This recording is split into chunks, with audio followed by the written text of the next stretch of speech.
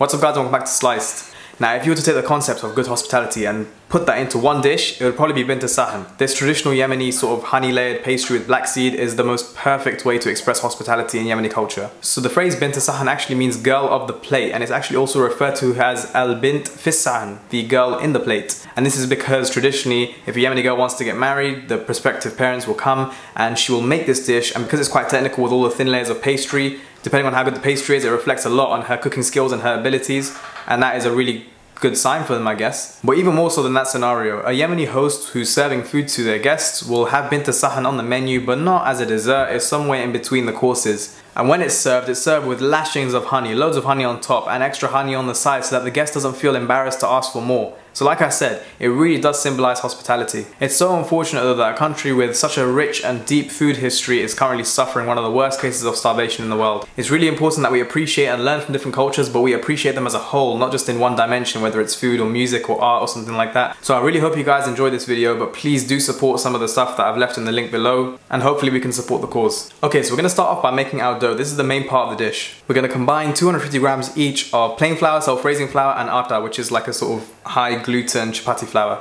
Give that mix along with a pinch of salt and like 2 or 3 tablespoons of sugar. It doesn't have to be too sweet because you're going to put a lot of honey on top obviously, so just a little bit of sugar will do. What I've also got in this jug is about 350 mils of warm water and 100 mils of warm milk. We're just going to combine that together and slowly start adding it to our mix while we're whisking it with our dough hook. You can use your hand. And you just want to really mix this to activate that gluten. Remember, you've got that atta inside it, so it's really going to sort of develop that gluten and make it really firm. You want to mix it constantly for a few minutes until it becomes really tacky and firm. And then we're just going to cover it up and let it rest for about 2 hours. You can even leave it overnight if you want, but 2 hours will be enough. You just want to really relax that gluten and allow it to become nice and soft. Now for the technical part. So once you've let it rest, what we're going to do is prepare a sort of mixture of ghee and sesame oil. I'm using about 5 tablespoons of ghee, 1 tablespoon of sesame oil, so not too much sesame oil, but it's going to be enough to bring that lovely flavour through. Also on the side, I've got a few tablespoons of black seed and some honey. Now I normally use Latin honey in all my videos. Traditionally, Yemenis use sidr honey, which is a really beautiful honey, probably one of the best in the world, but it's very difficult to find in this country, so I just recommend using whatever honey you have around. I always use Latin honey, you know what I'm like. And I actually find that the avocado honey from the Latin honey range is really comparable to sidr. But yeah, just get whatever honey that you can put your hands on. We're also going to have a little bit of extra flour on the side just for dusting. So to start with, you're going to take bit by bit pieces of dough in the size of golf balls, so you want them quite small. What I'm going to do is I've got a pre-greased tin, well it's not really a tin, it's a frying pan where the handle broke off, but you know what I'm saying. And I'm just going to grease it and start preparing the dough. So I'm going to lightly flour, very key to lightly flour it. You don't want to heavily dust your table because it will alter the recipe and make it too dry. What you're going to do is lightly flour it and you're going to roll it out as thin as possible, almost to the point where it's see-through. Really, really thin so that it cooks properly when it's in the oven. And you can just sort of lift it and flour underneath it as well. And we're just going to stretch it on the different sides just so that it becomes that sort of, I'm just going to move it slightly, just so that it becomes that sort of perfect circular shape. It's not perfect, but you know, it's good enough. That's what we want. And so what I'm going to do, flip it over my hand, and as you can see, you can basically see my hand through the pastry, and that's how thin it is. And we're just going to make that first layer. It doesn't matter if it's not perfect. I'm just going to sort of map it out onto this pan. Like I said, it doesn't matter if it's not perfect. You just want to get that first layer done, and we can brush over. Like with pancakes or anything like that you're making, the first attempt always becomes a bit more botched, but then as you get more used to it, it will become better. So let's see how we get on with the next one. And so as you can see, I'm just sort of spreading it out, and each time I turn it, I'm just spreading more flour into the way. That way there's a constant flow of flour, but I'm not bringing in extra flour, I'm just using the same flour that I started with, and that way we're making the most out of a small amount of something. Just like that.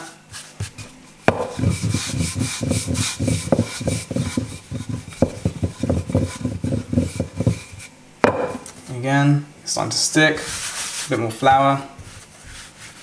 Sprinkle a bit more on top. Just keep it nice and floured so that it doesn't stick to anything.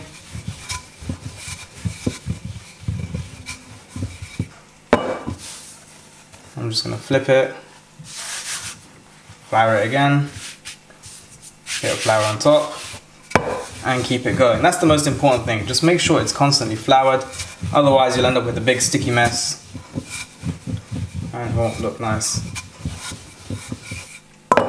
Again, more flour on top. Gonna give it another flip. It's practically there now. And I'm just gonna use this point to just stretch it out like we did before. A bit more flour. Keep that nice shape going. And I'm just gonna fold it over. And onto our dish again. Just mapping out, you see here where it's folded a bit? You can just carefully lift it and stretch it to fill. Like I said, it's very high in gluten,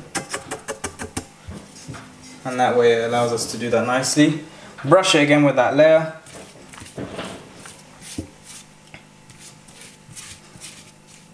And it will dry out when it's in the oven, so don't be afraid to put a little bit more of this stuff on.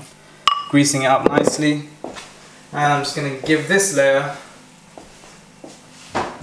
a nice sprinkle of black seed. Just a little pinch.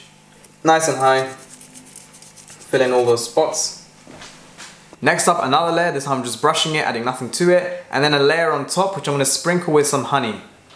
And we're going to keep doing that. So a layer empty, black seed, a layer empty, honey, a layer empty, black seed, layer empty, honey. That makes sense? But to be honest, you can just freestyle it and kind of go however you want.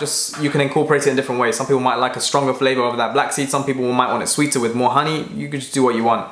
But traditionally you have that black seed and honey component inside it. Finally, you've made it to the last one. I like to roll this a little bit bigger than the rest of them just because I know that it's gonna encase that top, and you can do any crimping that you want on the side and stuff like that, or just tuck it in on the side as a whole. And what I'm gonna do is, with the remaining ghee and sesame that's left in, I'm also gonna add in some condensed milk and a bit of honey. This is gonna really create a really strong crust. It's gonna make that really nice shell, that golden, beautiful, crisp topping on it. And I'm just gonna brush that all over the top and sprinkle it with a good amount of black seed. I'm just gonna bake this in the oven about 190 degrees, about gas mark 5 kind of area, that kind of sort of, you can go higher or lower if you want, just keep an eye on it. You don't wanna do it too low so that it doesn't develop enough color. You don't wanna do it too high so the middle goes raw. I mean, I'm sure all your ovens are going to be different, so you guys can play it by however you want. Basically, the kind of temperature that you'd use for a scone if you're making that. I'm going to bake this, just keeping an eye on it. You know, we don't really have sort of timings with these kind of things. You just keep an eye on it, wait for the top to become nice and golden. And once that's done, you can take it out. And as soon as you take it out, you're going to drizzle it with loads of honey and let it sit. And when you let it sit, you're going to let that top become nice and greasy, absorbing all that honey. And then you can go ahead and transfer it to another dish if you'd like. And once it's sort of, so not too hot and don't let it go cold, you let it get a bit warm. And you're going to cut a nice wedge of it, and you're going to serve it with an extra amount of honey on the side, as it would be traditional to do so. And that is Bint al-Sahn. So I hope you guys enjoyed this video today. Please like, subscribe, follow me on my socials at slice_YT on all platforms. Support the Yemeni cause, learn about Yemeni culture. It's one of the most hidden gems within the Arab world. I think it's overshadowed by all these rich countries, but really Yemen has a lot to offer. I'll be doing hopefully 1 or 2 more videos on Yemen to showcase the amazing culture that it has. Hope you guys enjoyed it, and I'll see you next time.